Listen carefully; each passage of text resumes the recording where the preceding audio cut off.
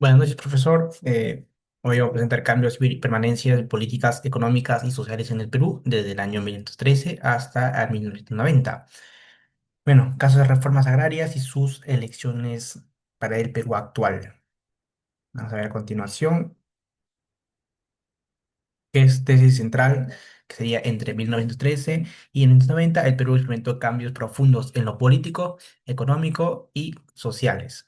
Sin embargo, persisten permanencias estructurales, concentraciones del poder económico, racismo como mecanismo de exclusión y un modelo extravistista que produce desigualdad, donde la reforma agraria del 69 al año 75 fue el cambio más radical del siglo XX, pero sus limitaciones explican la persistencia del minifundio, la informalidad y conflictos por tierra en el Perú actual. Vamos al contexto general que desde 1930, que fue la caída de Leguía, fin del oncenio, 1948 al 56, que la dictadura de Odría, del 68 al 75, Velasco y la reforma agraria. Y del 75-80 de Morales Bermúdez contra Reforma y del 1980 al 1990 Sendero Luminoso y la hiperinflación.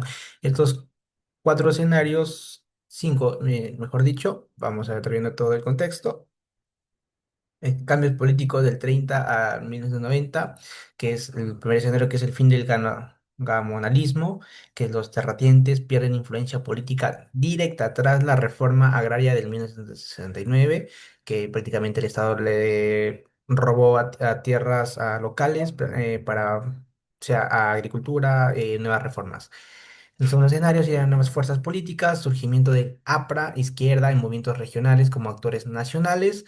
Bueno, surgimiento del APRA que fue desde el 1930 al- a la época del 1990, donde surgió ya desde el inicio que es el izquierdismo junto con el APRA. La intervención militar reformista, que donde Velasco, del 68 al 1975, rompe con el rol tradicional del ejército como guardián del statu quo y voto del analfabeto del 79. La Constitución del 79 incorpora a la población rural históricamente excluida del sufragio. Es decir, acá la reforma para voto ciudadano, que son las nuevas políticas, constituciones, todo en general, las personas de que eran muy extremadamente campesinas o estaban en zonas muy rurales, se les permitió, ¿no? Pues, votar su voto válido. Es por ello que la reforma surgió nuevamente con el artículo con la Constitución del 79. Permanencias políticas y el Perú actual. Centralismo limeño, donde una evidencia histórica es las decisiones desde Lima, que todas las decisiones en el Perú se basan desde Lima, no desde otro punto, sino Lima. Hoy la crisis de regionalismo, en promesas incumplidas de descentralización, que estamos viendo, no, bueno, desde muchos antes hubo propuestas donde ahora mismo, tras no ser cumplidas, se está sufriendo la debilidad partidaria, una evidencia histórica que son partidos creados desde arriba, es decir, desde el alto poder, desde organizaciones con mucho poder, familias con poder en el Perú actual. Hoy la fragmentación política actual, partidos sin arraigo territorial, el militarismo político, que es la evidencia de golpes de Estado del 48, del 62, 68, 75 y el 92. Hoy, desconfianza ciudadana en instituciones democráticas, donde podemos ver, pero se nos cumplen promesas, se nos dicen promesas, y bueno, un peruano totalmente ya arraigado y bueno, escuchando mentiras prácticamente desde muchos antes, eh, bueno, se puede caer, ¿no? Estado excluyente, evidencia histórica, reformas sin participación real. Hoy, las protestas en el sur, desde Puno, Cusco, Arequipas, en el 2022 y en el 2023, en esa época. Pero también quiero agregar que también está en el norte, donde Trujillo, Cajamarca, Piura, también hubo, bueno, se le excluyeron, pero no tanto como en las protestas en el sur. Cambios económicos del periodo 30 al 90, que serían cambios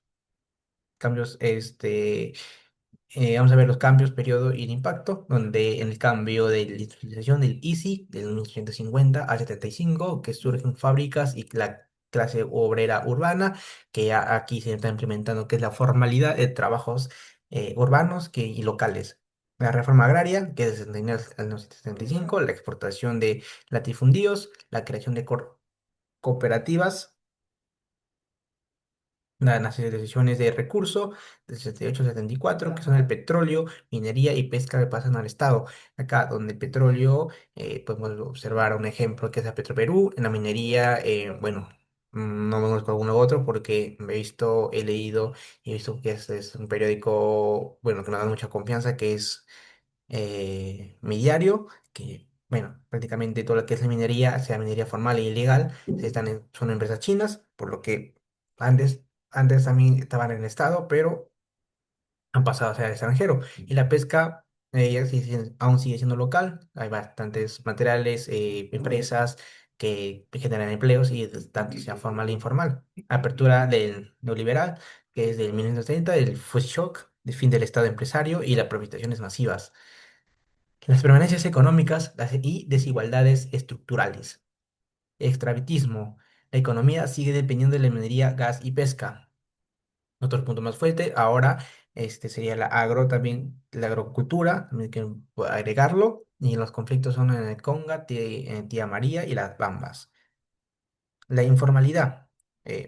Son reformas agrarias no resolvió el minifundio, que son las migraciones a empleos precarios, que, bueno, prácticamente, en mi opinión, son explotaciones donde no tienes derecho, bueno, a exigir casi nada, pero, bueno, es un empleo donde puedes sustentar a tu familia o familiares que estén afectados. Las concentraciones de tierra, que son grandes extensiones, volvieron a manos de grupos económicos agroexportadores, que es el monifundio de la sierra y el latifundio de la costa. La dependencia externa. El Perú aún sí seguimos dependiendo de la manufactura externa, que es el Perú sigue exportando materias primas sin valor agregado, que es una vulnerable crisis internacional. Voy a dar un ejemplo que es, había visto y leído en La República, donde es un diario que no es una fuente muy confiable. De igual manera, puedo brindar esta información que, bueno, había exportado en el año 23-24 un total de 12,4 toneladas de piedra chancada, que es al extranjero, donde el valor no tuvo gran impacto para nuestra economía, sí, pero eso es un ejemplo de la dependencia externa, eh, materiales primas sin valor.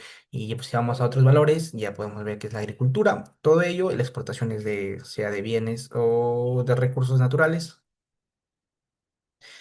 Vamos a ver cambios sociales desde el año 30 hasta el 90, que son de 6.000, pasaron a 4,8 millones de migraciones andinas a la costa. El campo peruano se vacía, las variedades de la reconfiguran a Lima, prácticamente cada campesino de 4 a 8 campesinos prefieren migrar a Lima por nuevas oportunidades, dado que el Estado, como vemos,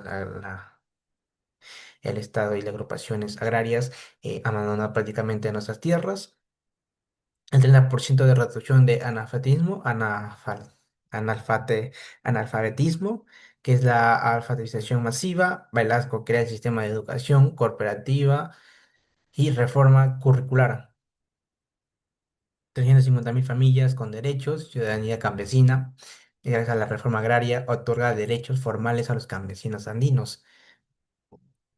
Es decir, eh, ahora ya cada familia campesina tiene ya más derechos a lo que anteriormente no se contaba, que el campesino era muy excluyente y, bueno, prácticamente éramos racistas y una subida de 400% de nuevas organizaciones entre el año 70 y 85, que es las operaciones populares, que son los comedores populares, rondas campesinas y sindicatos obreros.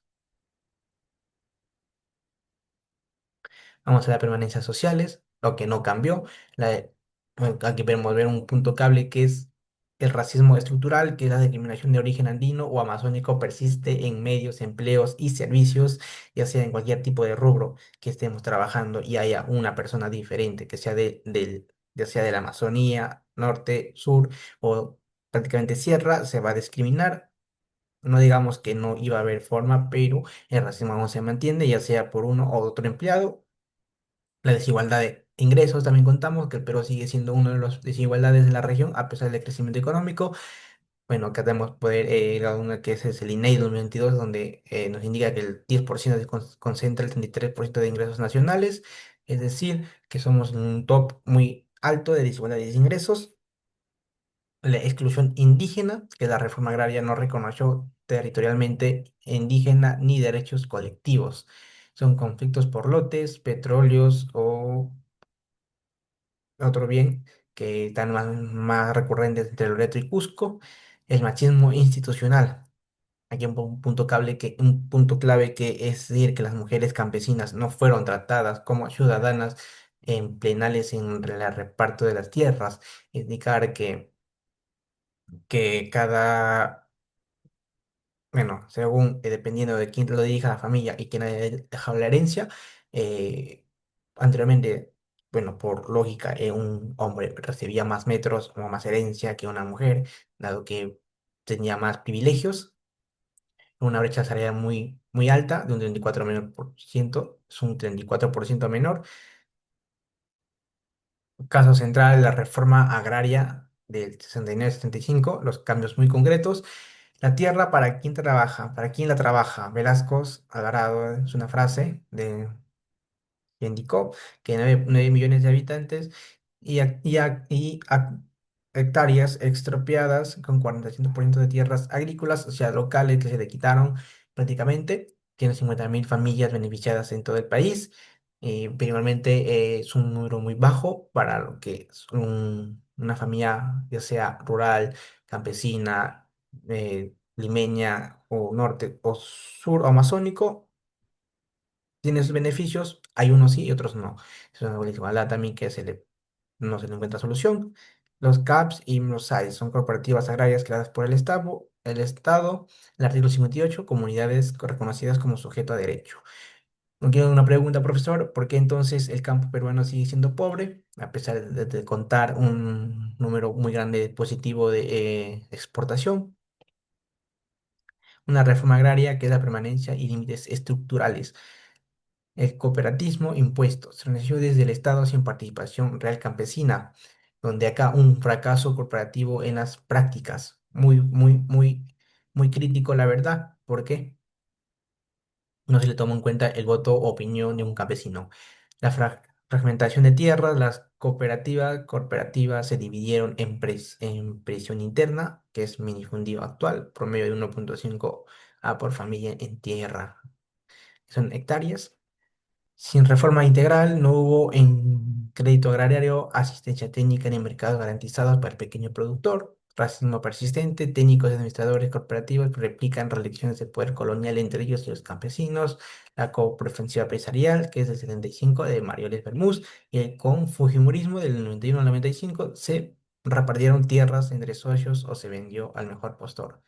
Tenemos un pequeño las conclusiones, donde la reforma agraria cambió la estructura del poder rural, pero no eliminó la desigualdad estructural que persiste hasta hoy.